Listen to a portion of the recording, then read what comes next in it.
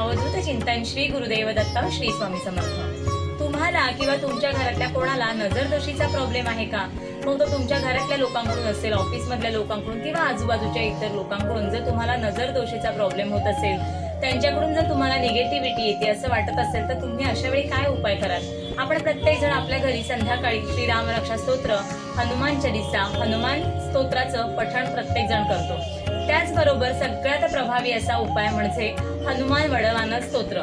ज्याला कोणाला नजरदोषीचा प्रॉब्लेम आहे त्याने किमान दिवसातून एकदा तरी या स्तोत्राचं अवश्य पठण करा। हे स्तोत्र तुम्हाला युट्यूबला किंवा गुगलला मिळून जाईल।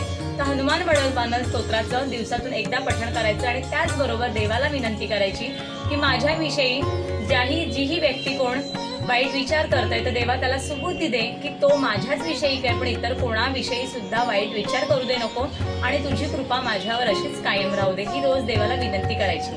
आणि बाकी काही करता नाही आलं तरी आपले स्वामी महाराज आपल्या कायम पाठीशी असतातच। ते भक्ताला कधीच एकटे टाकत नाहीत, ते कायम म्हणत असतात की भिवू नकोस, मी तुझ्या पाठीशी आहे। स्वामी तुमच्या मनातल्या सगळ्या चांगल्या इच्छा पूर्ण करू दे। धन्यवाद। श्री स्वामी समर्थ।